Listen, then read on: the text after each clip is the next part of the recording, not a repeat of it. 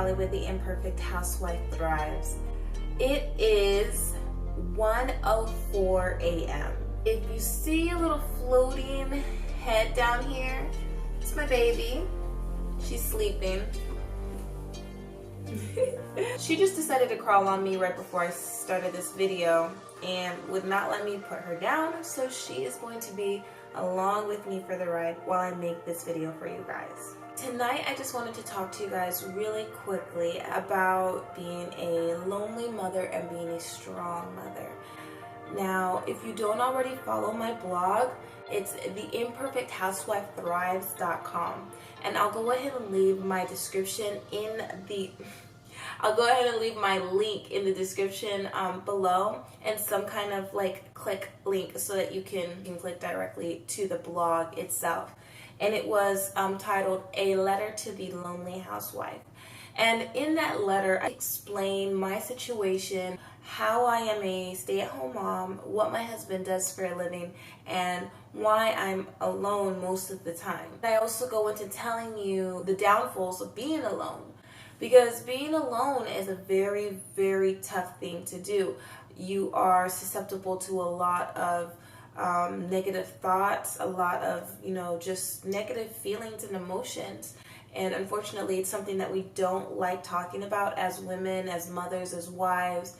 We don't like talking about it because it shows, our vulnerable side and shows that we are human. And a lot of people have a lot of pride and don't want to admit that they're, that they are also susceptible to nature's negativity. But I think it's something that we need to be honest about so that we can harness the power to overcome it. If you are a stay-at-home mom who, is married to someone who's in the military and is deployed for, a year or two at a time, or is overseas, 6 months out of the year. If you are a wife to a entrepreneur, or someone who works multiple jobs, or someone who travels for work, you too understand what it feels to be lonely. And a lot of people, they misunderstand that being a stay-at-home mom is not an easy job. They say stay-at-home mom. I like to say work at home. Not work from home, which is mostly conceived as, you're at home for like someone else's business and you're just doing, some paperwork or whatever. I say work at home, mom, because I am working. We are working all of the time. All of the time. We might have little breaks where we can just like sit off to the side and just think for a second or put our feet up, but we get back up. It's like we don't ever really get a break. And I could go on and on for that, but I think that everyone really understands when they say, moms don't get a break. Like, we really don't. We really don't. We do everything under the sun. And it's almost like we overcompensate for the fact that we don't go to a outside brick and mortar or do a regular 9 to 5. But that's for a whole different conversation. It is tough being a stay-at-home mom, especially when you're alone, because you're counting the hours, the minutes, the days until your spouse can come back and they can relieve some of the responsibilities on you. I want to share, a little bit of my story on camera, because I want to say that I did battle with resentment for a little bit of depression and anxiety. And I struggled with being able to juggle it all. My husband, is always gone because he's working, 2 jobs. He's actually doing his entrepreneurship endeavors right now. And I can do nothing but support him in the most loving manner. I'm thankful for a hardworking husband. There are some people out there that I've known who, were with the person that they cared about, but they just did not work. Their spouse was not a hard enough worker. They did not have further goals or didn't have the motivation or belief in themselves to further themselves in life. They were just stuck at one point in life and always struggling financially, and it caused, a rift in their marriage. There's no, perfect marriage, no perfect lifestyle. Everybody has their own issues.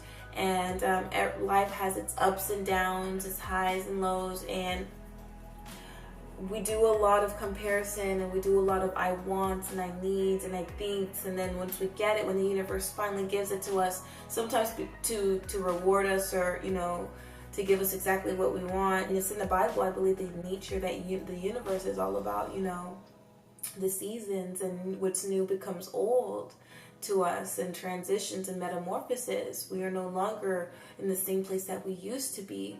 So I feel like we have to put it in our minds that we're not always going to be in this season of our life, and that when it does get old to us and tiresome of something that we did pray for once before, we have to be steadfast in knowing that it's not going to last long. I wanted to share a little bit of my story on camera because I am, alone a lot of the time, and I know some people have said, don't you think that's a little harsh to say?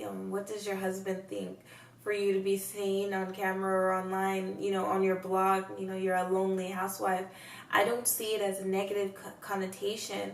If you do see it like that, I'm sorry that you do. It's just me putting it out there that I am very self-aware of my emotions and my mental state, and I'm okay with embracing the word lonely, because there's a lot of beauty that can be found in being alone. There are times when we need to be in social situations, when we need to be around people. It's definitely needed, but there is times that we do need to be alone. And I found solace in being alone, in searching for myself and finding myself within that time amongst my children, with my children by my side. And I'll talk more about that in the near future. But some people say, okay, don't you think that you're putting your husband down, like that he's always gone? And it's like, no, honestly, I just want to share my story. I know that saying that I'm lonely, a lot of women can connect with that, because, you being alone, you put yourself in a situation where you're tempted. A lot of mental challenges are coming up where you're just like having these negative thoughts, depression, anxiety. You're just waiting for your husband to come by. Sometimes he's the only one that you see for, days, for weeks. Like, he's the only one that you really crave the attention and the conversation from.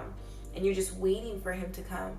And, maybe even a little resentment. You think to yourself, okay, he's out here working, and then when he comes home, whatever. But me, I'm always with the kids. I never get a break. And, it would be nice to have some adult conversation. It would be nice for me to go, have a job and be able to be like, okay, bye, and then be gone and live my own life. But I also feel like that's the negative energies speaking to our minds, because we are always going to be preyed upon, especially when we are doing, God's work. We're doing what we're supposed to be doing as mothers, when we are nurturing our children, taking care of the household, doing what's right. The negative energy is going to try to steer us the wrong way by putting those negative thoughts, those negative seeds in our minds and in our hearts. You've just got to stay guarded. You have to be aware, and you have to stay prayed up. I don't want to force religion on anybody. I'm a Christian, and I prefer to lead by example rather than just preach to other people. But whatever, your religion is, even if you don't have a religion, you're more than welcome on my channel. But I do believe you do need to believe in a higher power. You need to believe in something, because there is definitely a spiritual side outside of our, physical capacity. And if you don't have a spiritual connection of some sort, or don't try to harness it or nourish it, that might lead to some of the emptiness some of us might feel certain times in our lives. Again, I will talk about this further in the future.